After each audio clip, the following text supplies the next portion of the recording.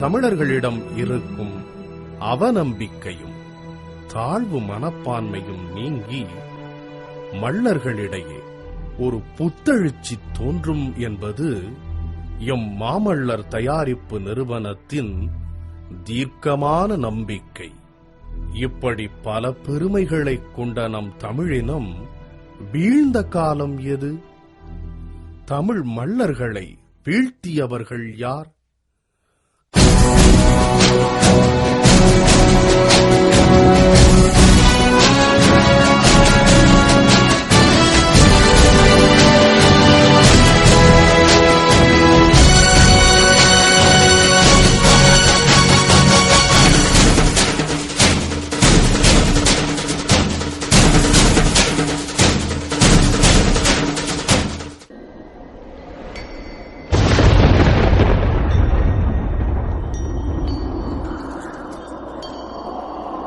கிபி 2ஆம் நூற்றாண்டு கடைச்சங்க காலத்தின் இறுதிப் பகுதி. தமிழர்க்கு அந்நியரான களப்பிரர் எனும் அநாகரிக வந்தேரி வடுகர்கள் தமிழர்கள் மீது படையெடுத்து மருதநில முடியுடை வேந்தர்களான சேர, சோழ, பாண்டிய மள்ளர்களை தோற்கடித்து தமிழர் நாட்டை முதலில் ஆக்கிரமித்துக் கொண்டார்கள்.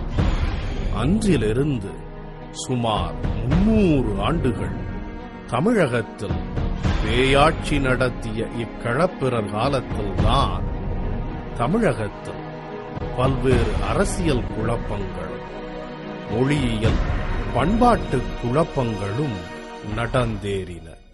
அந்நிய மதங்களான சமணமும் புத்தமும் தமிழகத்தில் வேர்விட்டு ஒற்றுமையுடன் வாழ்ந்த தமிழர்கள் இடையே பல்வேறு ஏற்றத்தாழ்வுகளையும் முரண்பாடுகளையும் உருவாக்கியுள்ளன.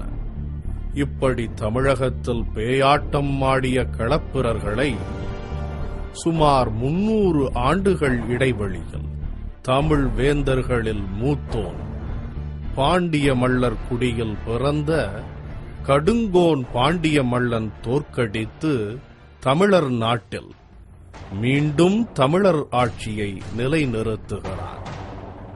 இந்நிகழ்வு நமக்கு காட்டும் வரலாற்று பாடம் யாதெனில், தமிழர்கள் எத்துணை ஆண்டுகள் வீழ்ந்து கிடந்தாலும் எத்துணை நூற்றாண்டுகள் ஆனாலும் மீண்டும் வீறு கொண்டு எழுவர் என்பதே ஆகும்.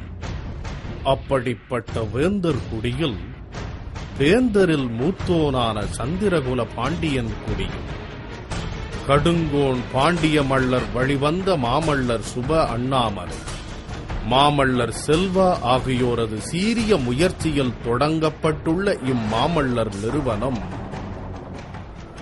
இன்றிலிருந்து சுமார் 1800 ஆண்டுகளுக்கு முன்பு தமிழின பகையான களப்பிரர்களை அழித்து மீண்டும் தமிழர் நாட்டில் தமிழர் ஆட்சியை நிலைநிறுத்தியது போல் இன்றைய தமிழின பகைவர்களை முறியடித்து தமிழர் வரலாற்றை, மள்ளர் வரலாற்றை மீட்டெடுக்கும். மள்ளர்களின் எழுச்சியே தமிழின எழுச்சி. வரலாற்றில் முடியுடை வேந்தர்களாகவும் சேர, சோழ, பாண்டியர்களாகவும் தெய்வங்களாகவும் வேளீர்களாகவும் வேளாளர்களாகவும் இன்னபிறவென்று பெருமையுடன் பேசப்படும் மள்ளர்கள் இன்று யார்?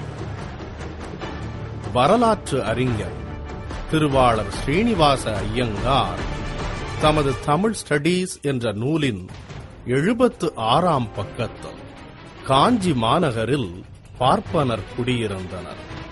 அவரது குடியிருப்புக்கு ஒரு பக்கம் வலைஞர் தெருவும் இன்னொரு பக்கம் வணிகர் தெருவும் இருந்தன.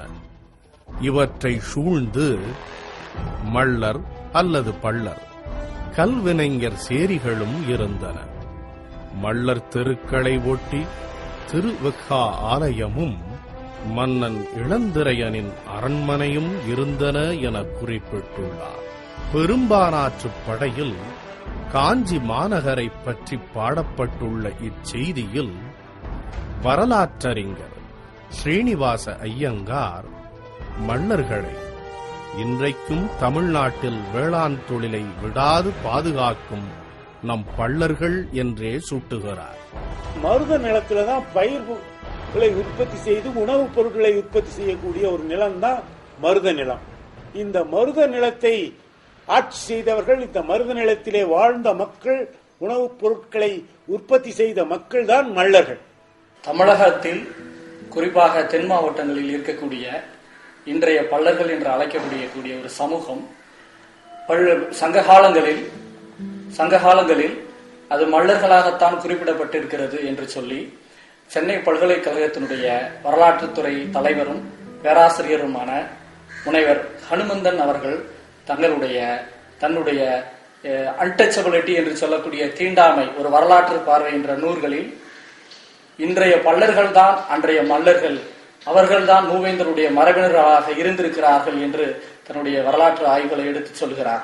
இதே போன்றே தமிழ் ஆங்கில அகராதி எழுதிய டாக்டர் வின்ஸ்லே தனது அகராதியின் பக்கம் 745 இன்று தென்னகத்தில் நிலப்பிரபுக்களை அண்டி தொழில் புரிந்து வரும் பள்ளர் மல்லர் என்பதின் உச்சரிப்பு வேறுபாடே ஆகும் என்கிறார்.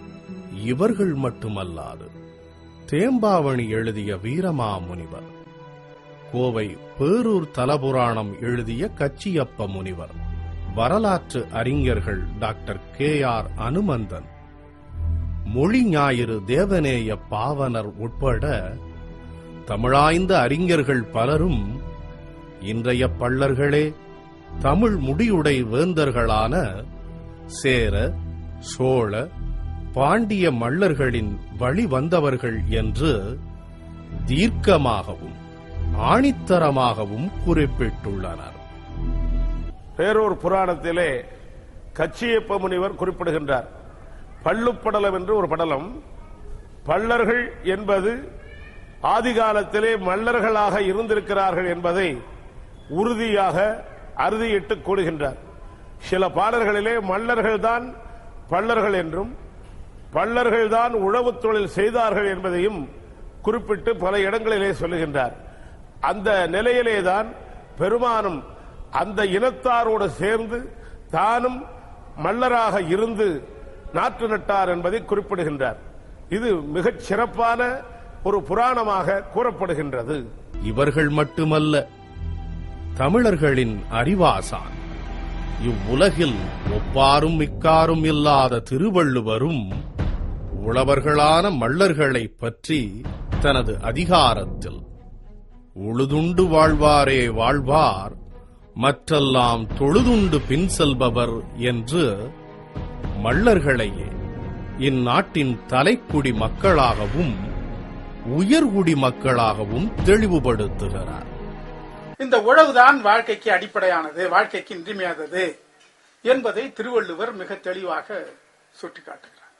சுழன்றும் ஏற்பினது உலகம், உழந்தும் உழவே தலை, அதனால் உழந்தும் உழவே தலை என்று சொல்றார்.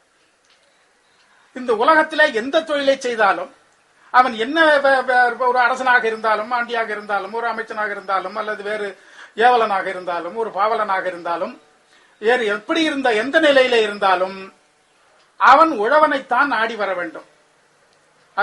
இளங்கோவடிகள் சிலப்பதிகாரத்தில் சொல்லுகிற பொழுது, இறப்போர் சுற்றமும் புறப்போர் குற்றமும் உழவடை விளைப்போர்.